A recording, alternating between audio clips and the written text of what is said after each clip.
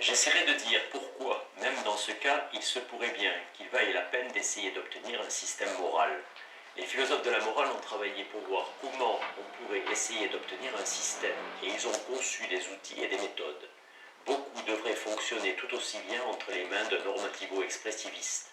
Je m'inquiète de la manière dont on se débrouillera si, néanmoins, il n'y a pas moyen d'obtenir un système. Ce que je prétends de manière générale dans le tableau de la morale que j'ai essayé d'assembler, c'est que nous pouvons voir le sens des pratiques familières des philosophes. Nous pouvons voir le sens des procédés conçus par les philosophes pour pousser leur recherche morale, et nous pouvons aussi voir le sens d'inquiétudes familières. La recherche morale idéale. La recherche morale est un type de discussion normative exprimée à voix haute ou ruminée pour soi. Une partie de ce livre a consisté à décrire en gros comment fonctionne la discussion normative, à produire la théorie de la discussion normative comme une partie de la nature. J'ai parlé d'influence mutuelle et d'exigence de cohérence. Mais il doit y avoir autre chose qui explique comment nous en arrivons à percevoir certaines normes comme étant vraisemblables et d'autres comme ne l'étant pas. À elle seule, l'influence de la cohérence pourrait nous amener à tomber d'accord sur n'importe quel ensemble cohérent de normes, qu'il soit utile ou nuisible. D'autres choses doivent jouer dans notre réceptivité aux normes. Sinon, nos capacités normatives n'auraient jamais été adaptationnelles. J'avais quelques vagues suggestions sur ce que pouvaient être ces autres choses. Pour une part, c'est que nos jugements sont sensibles aux besoins et aux avantages. Pour une part, c'est que nos jugements sont sensibles aux besoins et aux avantages. Peut-être de manière innée voyons-nous les choses de façon particulière, quoiqu'il paraisse que ces façons soient sensibles à la façon dont on présente un cas. Pour une autre part, c'est aussi que nos jugements normatifs réagissent aux sentiments, des sentiments qui sont eux-mêmes façonnés de manière adaptationnelle. La morale au sens étroit consiste en normes de culpabilité et de colère, ou du moins telle était ma proposition. Les formes que prennent ces sentiments jouent en retour sur nos normes pour ces sentiments. Nous sentons en colère pour une chose, nous avons tendance à penser qu'il est censé de nous sentir en colère pour des choses pareilles. Les gains et les pertes aident ainsi à décider des normes de culpabilité et de colère qui nous apparaîtront comme étant vraisemblables. De surcroît, divers autres sentiments influeront sur nos normes pour les sentiments moraux au sens étroit, et j'ai essayé d'en énumérer quelques-uns. La sollicitude pour les autres, l'orgueil, la honte, le respect, l'aspiration morale, le sens de notre propre valeur morale, ainsi que des sentiments réciproques d'obligation, de gratitude et de rancœur. Il se peut que ces sentiments moraux, au sens large, affectent notre choix des normes que nous trouvons vraisemblables pour la culpabilité et la colère. Nous commençons la recherche morale sérieuse avec de nombreux types de préoccupations. Nous démarrons en étant sensibles à divers sentiments, et une conception naturaliste des personnes explique pourquoi ils doivent être ainsi. Il doit en être ainsi. Toutes ces préoccupations et tous ces sentiments joueront sur les normes normales qui nous semblent vraisemblables. Je pourrais maintenant essayer de continuer à développer tout ceci en observant comment se passe la recherche morale et expliquant pourquoi elle se passe aussi normalement pour des êtres comme nous. Mais c'est une autre question de demander comment la recherche morale se passerait dans le meilleur des cas. À quel type de recherche nous fierons-nous et quel serait le résultat de telle recherche? Ces questions sont pour partie normatives. Ce ne sont pas seulement des questions de fait psychosocial. De quelle propriété une recherche morale devrait-elle être constituée pour être idéale? Demander cela, c'est demander quelles normes il faut accepter pour la recherche morale et pour accepter les jugements moraux sur l'autorité. Comment se passerait la recherche morale idéale? Quels seraient ses résultats? Cette question a deux faces. L'une d'elles est la question purement normative d'il y a un moment. Qu'est-ce qui constitue une recherche normative idéale? L'autre face dépend de ce à quoi nous ressemblons. Étant donné une explication particulière de ce qui constitue une recherche morale idéale, comment se passera une telle recherche? Que penserions-nous si nous nous livrions à une recherche morale de ce type? Quand nous demandons quels seraient les résultats d'une recherche morale idéale, la réponse ne dépend pas seulement de la dynamique de la recherche morale, mais aussi des propriétés qui constitueraient une recherche idéale. Ce dernier point est normatif. Cette question, à quoi aboutirait la recherche morale si elle était conduite de manière idéale, a-t-elle une signification déterminée? Nous savons ce qui serait suffisant pour accepter une réponse. Premièrement, accepter des normes qui nous disent de nous appuyer sur des recherches avec tel et tel trait. Deuxièmement, avoir une conception des résultats auxquels aboutiraient des recherches pourvues de ces traits. Au chapitre 5, je me suis efforcé d'arriver à une manière plus élaborée de dire quelle est la question. Prenez la question, existe-t-il un ensemble unique de normes morales qui se dégagerait d'une recherche idéale? Nous l'expliquons en expliquant ce qui constituerait le fait d'accepter qu'il en existe un état de croyance factuelle ou normative. Nous expliquons cet état en disant quelle possibilité factuelle ou normative il exclut. Il exclut tous les couples de normes et de faits qui possèdent le trait suivant. Les normes comprennent des normes pour l'acceptation ou le rejet des normes morales, et ces normes s'appliquent aux faits, soit permettent d'accepter sans ambiguïté plus d'un ensemble incompatible de normes morales, soit interdisent d'accepter tout ensemble de normes morales, quels qu'ils soient. Toutefois, sur quel fait repose la bonne réponse? On n'a ici rien à dire qui doivent être acceptés par tout le monde, qui doivent être acceptés en d'autres termes sous peine d'erreur de logique ou de signification. Il en va de même pour toute question normative. Sa signification ne détermine pas d'elle-même la manière dont les faits en décideraient. En arriver à une conception des faits qui en décideraient, c'est du moins en partie décider des normes qu'il faut accepter. Nous ne commençons pas par des règles de signification qui décident toutes seules de ce qui compte pour des positions meilleures ou pires pour le jugement moral. Nous commençons par des opinions approximatives. Nous affinons nos réponses non seulement en affinant nos significations, mais aussi en affinant nos normes épistémiques. Les perceptions par lesquelles nous commençons sont bien en deçà d'un système complet d'épistémologie morale, en deçà d'une doctrine complète de ce qui constitue le jugement moral idéal. Reste que nous pouvons commencer par nos opinions approximatives et travailler à les améliorer. En disant cette dernière chose, je postule un jugement normatif, un jugement d'autorité. J'accorde de l'autorité aux recherches morales qui, comme dans le cas du bateau de Neurath, partent de nos jugements approximatifs et avancent à partir de là. Cela suggère un programme d'investigation. Nous prendrons nos conceptions initiales de ce qui constitue une recherche morale digne de foi. Nous ajouterons notre meilleure théorie des influences qui façonnent la recherche morale, les choses qui contribuent à déterminer quelles normes morales nous apparaîtront comme étant vraisemblables. Puis, nous demanderons où ces influences nous mèneraient dans des conditions idéales. Procéder de cette façon pourrait être utile pour les controverses principales de la théorie morale. Cela pourrait être utile pour l'influence du bien sur le juste et l'injuste.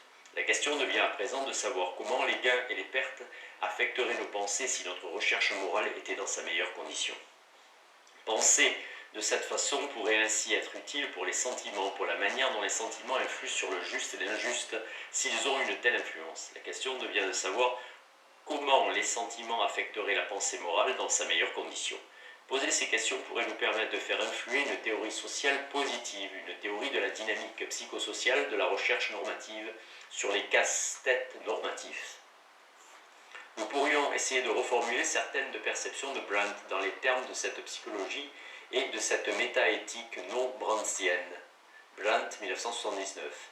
Dans cette perception reformulée, la position idéale pour le jugement normatif est celle où nous avons subi une psychothérapie cognitive et où nous acceptons les normes qui approuvent les désirs, quels qu'ils soient, auxquels nous sommes alors arrivés. Il s'ensuit que les désirs rationnels sont les désirs que nous aurions après une psychothérapie cognitive. Nous pouvons donc deviner quels désirs sont rationnels, même sans subir une psychothérapie cognitive, si nous connaissons assez de psychologie pour savoir quels seraient les résultats de la psychothérapie cognitive. Bien sûr, un tel programme ne s'accompagne pas d'une garantie d'avance. Peut-être les questions qu'il soulève sont-elles moins praticables que les questions qu'il était censé contribuer à résoudre. Peut-être que si nous voyons où mène une recherche apparemment idéale, nous changerions d'avis sur ce qui constitue une recherche idéale. En tout cas, si une telle méthode fonctionne, elle doit fonctionner lentement, avec des efforts pénibles dans plusieurs directions. Je veux à présent faire le point. Dans les chapitres précédents, j'ai développé un tableau de la façon dont fonctionne réellement la recherche morale et de ce à quoi reviennent les jugements moraux. Ce chapitre examine la façon dont pourrait idéalement se dérouler la recherche morale. J'ai essayé de dire ce qu'est cette question et comment les faits influent sur elle, en particulier les faits de la psychologie et de la dynamique de groupe de la recherche morale. Selon une conception que je rejette, les règles de signification décident de ce qui compte pour la recherche morale idéale, où elles en décideraient si elles étaient précises et complètes. Au lieu de quoi, ce que je dis, c'est que nous commençons par des opinions et ces opinions approximatives ne sont pas seulement des affaires de signification. Elles comprennent des pensées rudimentaires sur les types de recherche morale auxquelles il faut se fier. Or, une des choses que nous pouvons faire est de commencer simplement par ces opinions et d'avancer avec une détermination philosophique particulière. S'embarquer sur le bateau de Neurath, c'est mettre quelquefois dans l'issue. foi dans le sens de croyance, foi. Une autre possibilité est une investigation plus consciente d'elle-même, une recherche qui exploite les faits de nos penchants moraux. Nous pouvons penser ce qui constituerait une recherche morale idéale et développer une théorie socio-psychologique de sa dynamique. Je n'essaie ici aucun de ces projets, mais c'est vrai, je jette un coup d'œil à des versions du premier. Pouvons-nous espérer faire arriver le bateau de Neurath au bon port d'un système moral? La valeur du systématisme. Plusieurs types de sentiments moraux au sens large affectent notre choix de quels jugements moraux nous trouvons vraisemblables, et ces sentiments sont dirigés par plusieurs standards possibles et opposés. Les pressions peuvent avoir des effets différents selon les gens. Comment les sources de la préoccupation morale se résoudront-elles si nous menions nos recherches de manière idéale? De façon plus spécifique, les philosophes de la morale, ou certains d'entre eux, ont pour but d'arriver à un système, et je demande si un normativo-expressiviste devrait partager ses aspirations. Pour une part, ces aspirations tendent à la cohérence, et pour une autre part à l'objectivité. J'ai longuement exploré quelles marques d'objectivité peuvent être reconnues par une normativo-expressiviste. Par un normativo-expressiviste. Reste qu'une partie de l'aspiration vise plus loin. Elle vise à trouver une profonde raison d'être pour le contexte. Les systématiseurs cherchent le sens caché des convictions morales de tous les jours, sens que l'on pourrait invoquer pour critiquer et corriger ces convictions. Or, une raison d'être pour le contexte est partiellement elle-même affaire de cohérence et d'objectivité. Elle peut servir de procédé pour y arriver. Elle peut nous dire quoi faire dans les préceptes entre durement quoi faire quand les préceptes entrent durement en conflit. Elle pourrait nous aider à atteindre l'interpersonnalité qui est l'une des marques essentielles de l'objectivité. Nous pouvons essayer de l'utiliser comme une base d'accord. Nous pouvons, avec quelque espoir, faire appel à elle pour fonder des exigences conversationnelles largement répandues. Pourtant, la pulsion pour arriver à une raison d'être unifiée pour le contexte est davantage. Le but est une sorte d'entente normative, une vision unifiée, englobante de la façon dont les choses s'ajustent ensemble de manière normative. Nous devrions vouloir toutes ces choses si nous pouvons les obtenir. J'ai déjà fait l'éloge de la cohérence et de l'objectivité. La cohérence globale nous permet de contourner les choses trappes où peuvent nous faire tomber les exigences locales de cohérence. Les prétentions à l'objectivité, non pas à l'objectivité parfaite, mais à un esprit de clocher qui concerne la paroisse la plus vaste possible, contribuent au consensus si du moins une personne est prête à réviser ses jugements pour rendre ses prétentions défendables. Est-ce que les autres choses qui constituent la découverte d'une raison d'être contextuelle globale, clairement exprimée de la morale, auraient aussi de la valeur? La cohérence et l'objectivité sont importantes et difficiles à obtenir, et une raison d'être systématique pourrait les faire avancer. Mais avons-nous d'autres raisons pour pousser un système? Nous raisonnons avec des normes, et une partie du raisonnement consiste à chercher des raisons. Les raisons s'épuisent à un moment donné, mais pas trop vite, sinon nous ne pensons pas complètement. Penser de manière normative, c'est être attiré vers l'acceptation de normes pour des raisons que nous pouvons accepter complètement comme étant des raisons. Cela est important pour nous en soi, et c'est notre penchant même à penser de manière normative qui fait de nous des êtres pour qui cela doit être important. Nous sommes des créatures qui demandons pourquoi, pour les normes comme dans d'autres domaines. Nous voulons recevoir la morale non pas de manière aveugle, comme un ensemble de tabous, mais comme quelque chose qui a un sens, ou peut-être plus d'un sens. Mais alors, nous voulons déterminer quels pourraient être les rapports entre ces sens et comment les réconcilier. Les biens d'un système sont donc des biens véritables, et c'est ainsi qu'un normativo-expressiviste les considérera. Ce sont des biens particuliers, ils sont reliés d'une manière particulière au simple fait que nous pensions de manière normative. Ce sont pourtant des biens parmi d'autres, ce qu'il en coûte d'être partisan d'un système ainsi que la faible probabilité d'en obtenir un peut nous aigrir. Comment se pourrait-il que nous espérions obtenir un système qui vaille d'être désiré sans renoncer à trop de choses? Comment pourrions-nous faire pression pour une résolution systématique des nombreuses pressions qui exercent sur notre jugement? J'ai parlé plus haut de deux pointes pour faire pression, l'affinement philosophique général de nos normes et la quête d'une raison d'être pragmatique. Ces mêmes deux pointes nous aident à œuvrer pour atteindre les marques de l'objectivité si l'affinement des normes s'opère sur une communauté suffisamment large. Elles nous aident à œuvrer pour atteindre des raisons d'être plus profondes. Quelques recherches morales classiques emploient une telle stratégie. Et nous pouvons regarder de leur côté pour entrevoir comment il se peut que face aux pressions diverses et changeantes qui s'exercent sur nos jugements, la pensée morale soit systématisée ou s'oppose au système. Démythification et réconciliation. Dans son grand traité intitulé The Method of Ethics, Sitkevik montre certaines des voies principales que pourrait emprunter la recherche morale. Parfois, il démythifie. Il démythifiait, parfois il réconciliait, et sur un point crucial, il a pratiqué des coupes. Il démythifiait lorsqu'il trouvait qu'une source de préoccupation morale ne produisait aucune raison d'être systématique qui puisse soutenir un examen approfondi. Mais dans une large mesure, il pensait pouvoir réconcilier diverses pulsions morales. Il trouvait qu'une seule source de préoccupation morale fournit une raison d'être pour la forme des autres. La morale de sens commun exprime une diversité d'impulsions morales et décide entre elles, mais d'une manière qui est inconsciemment utilitariste, ce sont des considérations de bienveillance qui règlent les conflits entre les autres pulsions morales. Enfin, sur un seul point, Sitkevik a dû faire des coupes dans ses prétentions en faveur de la raison pratique. Il a trouvé que la raison pratique était équivoque entre l'égoïsme et la bienveillance universelle, et incapable de se déclarer pour l'un ou pour l'autre. En avançant dans la recherche morale, nous devrions être prêts à rencontrer des éléments de tous ces types: démythification, réconciliation et lignes de retranchement. Quant à la recherche de Sitkevik, elle était intuitionniste. La question qu'il posait était de savoir s'il était possible que nous puissions discerner les faits normatifs, voire la vérité des actions moraux. Mais nous pourrions réinterpréter son investigation en termes normativo-expressivistes. Les prétentions à l'objectivité morale sont-elles tenables ? Si nous étions en mesure de mener nos recherches morales de la meilleure façon, quelles seraient les marques d'objectivité que porteraient nos jugements moraux ? Nous approcherions d'une raison d'être contextuelle, systématique, globale pour nos jugements moraux. Sitkevik a reconnu diverses pulsions morales qui semblaient comporter leur raison d'être séparées. Il en a démythifié beaucoup. Il a regardé la justice et la fidélité. Il a examiné l'honnêteté, la prudence, la pureté, le courage, l'humilité.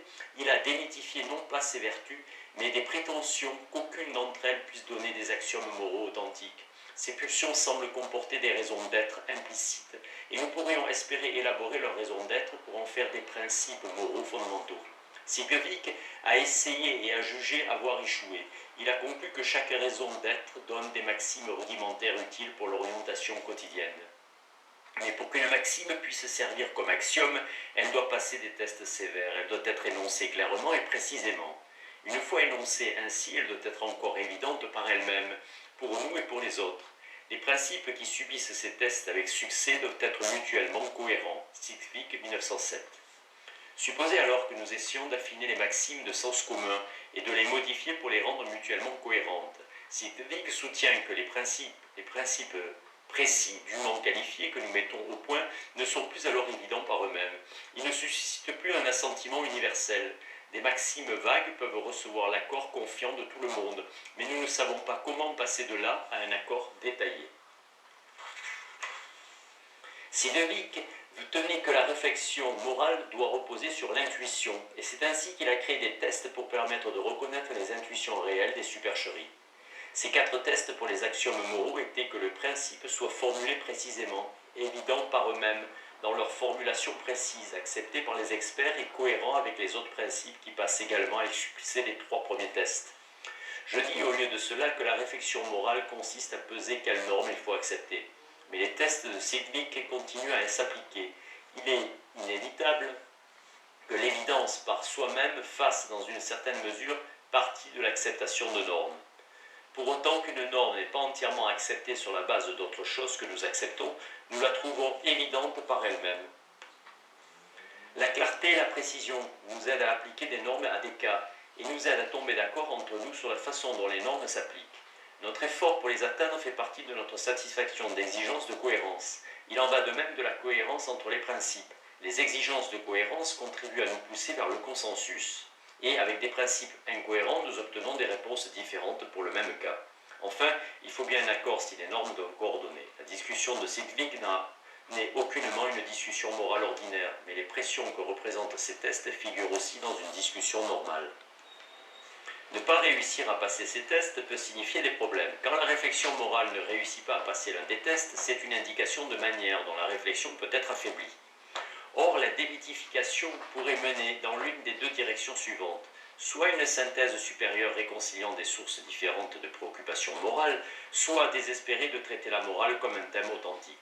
Sidgwick pensait que pour la plus grande part des diverses sources de préoccupations morales pouvaient être réconciliées. Chacune à sa place, comprise modestement, a une raison d'être en termes du bien qu'elle encourage, le bien ultime étant, selon Sidgwick, le plaisir. Il a démythifié des affirmations prétendant que l'on peut donner à chaque source de préoccupation morale sa propre raison d'être, cohérente et indépendante. Mais il a soutenu que chacune à sa place tire une raison d'être d'une source unique de préoccupation morale, la bienveillance universelle. C'est une raison d'être unique qui donne à chaque impulsion morale sa forme propre.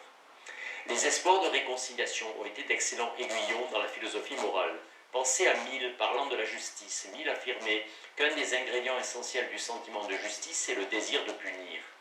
Le sentiment, feeling naturel de la revanche ou de la vengeance.